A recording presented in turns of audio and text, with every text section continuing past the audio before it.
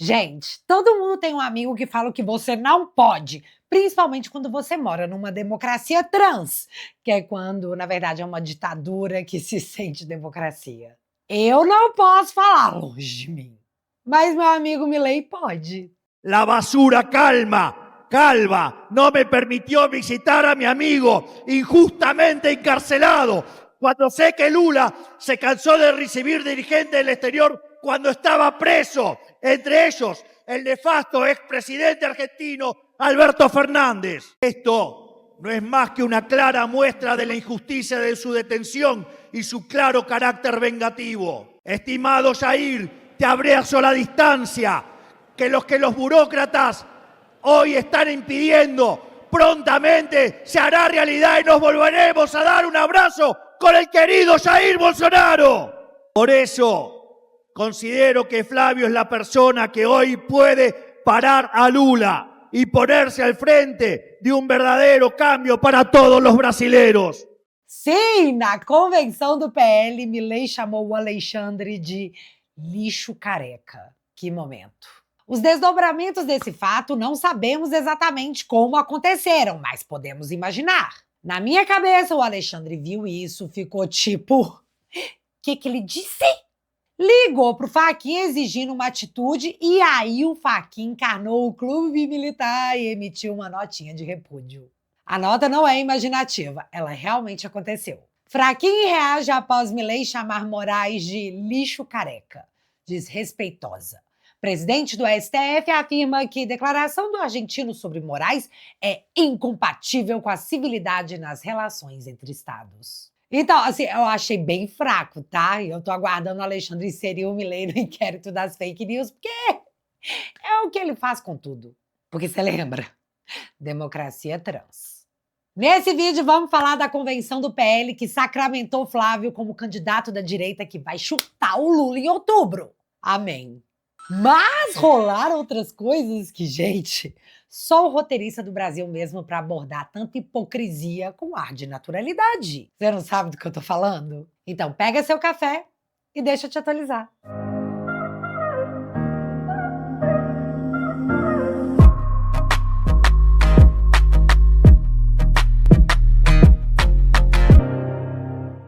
Antes de falar da convenção do PL, vamos às outras coisas que aconteceram, porque isso aqui é Brasil. Eu amo a política brasileira porque em nenhum outro lugar do mundo uma frase consegue envelhecer em 4 minutos. Lula olha para uma câmera e manda: quem meter o dedo na eleição brasileira vai apanhar.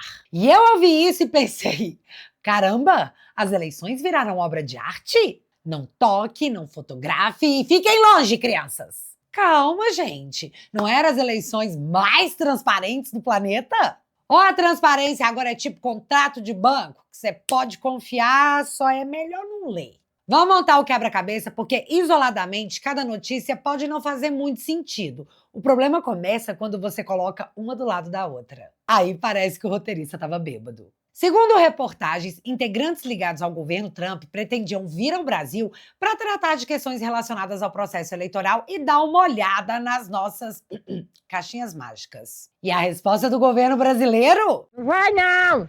Ele não vai não! Governo Lula nega visto à missão do Departamento de Estado americano dos Estados Unidos. Sem visto, sem visita e fim de papo. Até aí, soberania, blá, blá, blá, igual a soberania da Nicarágua que acabou com as eleições e fazer o quê, né?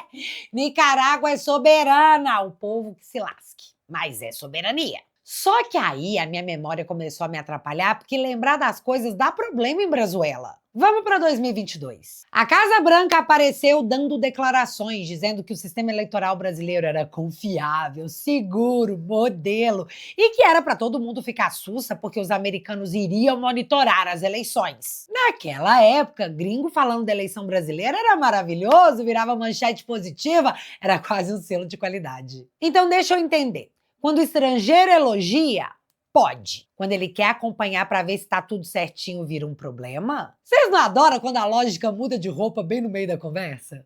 Mas pera que melhora, tipo, muito, porque em 2023 aconteceu a eleição na Argentina. Aí, você sabe o que o Lula fez? Surgiram reportagens à época dizendo que os marqueteiros brasileiros enviados por Lula atuaram na campanha do Sérgio Massa para impedir que o Milei vencesse no primeiro turno as eleições da Argentina. Quando esse bafafá explodiu, o Lula bancou o Bonner no melhor estilo. Eu, candidato. Mas o episódio ganhou as matérias de todos os jornais na Argentina e de alguns aqui no Brasil também. E o mais legal é que o Milei é aquele cara vingativo, já que ontem ele foi até o Twitter e repostou a matéria dizendo: "Nunca vamos esquecer. Tchau." E se você não gosta do Milei, eu não vou andar com você no recreio. E essa postagem do presidente da Argentina é bem compreensível, já que ninguém gosta de ver presidente de outro país influenciando a campanha do adversário. Então, ele meteu um chumbo trocado não dói? Supera.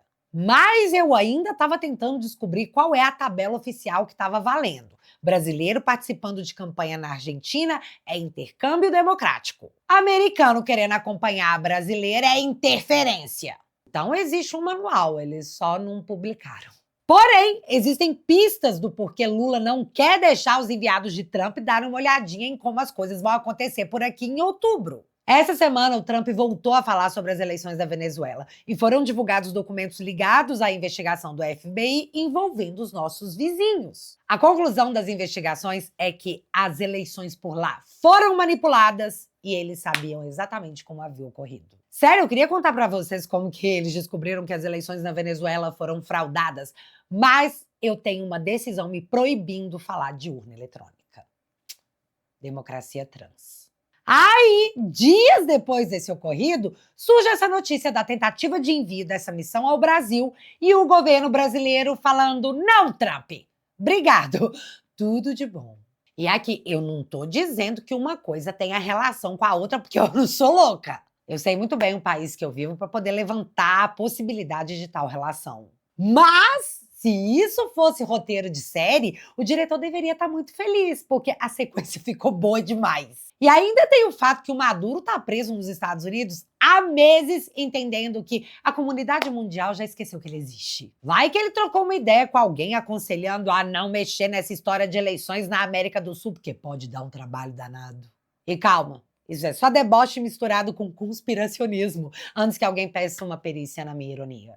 E ainda falando de eleições, porque, meu amigo, estamos entrando no período eleitoral e o assunto é esse mesmo, voltamos às falas do Milei, onde ele demonstra sua fúria com a justiça brasileira, que não o deixou visitar um amigo injustamente preso, o presidente Bolsonaro. O Milei relembra que quando Lula estava preso, o Alberto Fernandes, ex-presidente da Argentina, o visitou na cadeia. Mas tem um outro ponto aí. Cristina Kirchner, ex-vice-presidente da Argentina, está presa em domiciliar por corrupção. E aí o Lula foi até lá, visitou a Cristina em sua casa e saiu da casa da Cristina, que estava em domiciliar, pedindo Cristina livre. Vocês estão entendendo que é só o Bolsonaro que não pode mesmo? Com o Lula nos dois cenários era solidariedade internacional. Agora com o Bolsonaro é não, porque o Alexandre não quer. Fim. Vocês estão percebendo que eu nem tô opinando nas coisas, eu tô só colocando as manchetes em ordem cronológica? Quem tá criando esse stand-up é a realidade, que é o que tudo isso se transformou. Um show. Ou você ri, ou você chora. Não tem meio termo. Mas o ponto que realmente me chama a atenção nem é o Trump, nem o Milei, é como a mesma situação muda completamente de nome dependendo do personagem. E talvez exista uma explicação para tudo isso. Ou talvez a política tenha simplesmente desenvolvido um superpoder, o de transformar exatamente a mesma atitude em virtude ou escândalo. Depende de quem está praticando. E, sinceramente, esse é um talento que série nenhuma jamais conseguiria escrever porque ficaria inverossímil demais. Coisas que só o Brasil da democracia trans do Lula faz por você. Vamos agora falar da convenção do PL. E nessa hora aqui caiu um tsunami nos meus olhos. Isso que vocês estão vendo aqui não sou eu.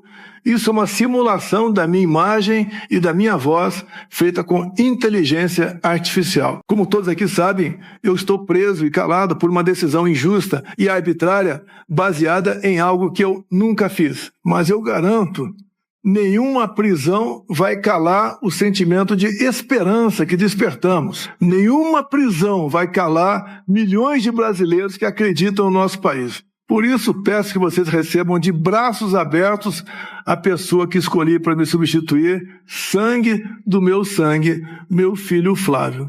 Vem com fé. O Brasil tem futuro e o futuro é Flávio Bolsonaro, presidente. Bicho, que saudade desse homem. A justiça no Brasil chegou ao ponto de tentar de todas as formas desaparecer totalmente com a imagem do Bolsonaro, com a sua voz. Bolsonaro, para existir, teve que ser reproduzido por inteligência artificial. Mas parece que eles já vão tentar fazer isso se tornar um grande problema. Entenda as regras do TSE para vídeos e imagens com IA nas eleições. Vídeo que simulou o pronunciamento de Jair Bolsonaro na convenção do PL deve motivar questionamentos da Justiça Eleitoral. Claro que deve. Mas quais seriam as regras? Segundo a matéria da CNN, a regra é que o uso não foi proibido desde que se deixe claro que o vídeo era uma IA.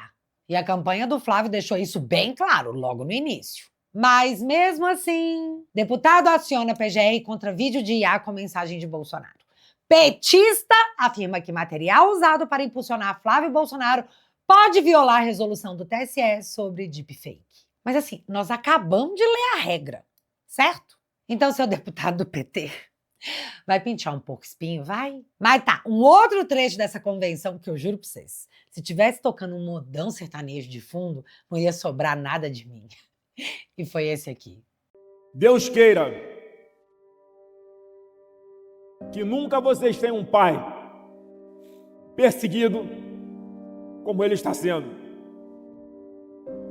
O maior e mais injustiçado líder político brasileiro, vítima da maior farsa que esse país já testemunhou. Pai, você despertou nessa nação com a sua verdade, com a sua coragem e com a sua humildade. Pai, eu vou te honrar.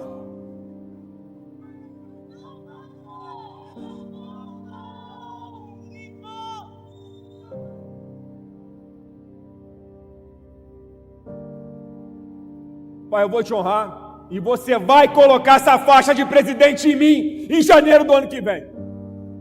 Amém, Jesus. Em nome de Jesus. Muito emocionante a fala do presidente Flávio. Mas olha, foi igualmente emocionante ver a família se unindo por um bem muito maior. A nossa nação.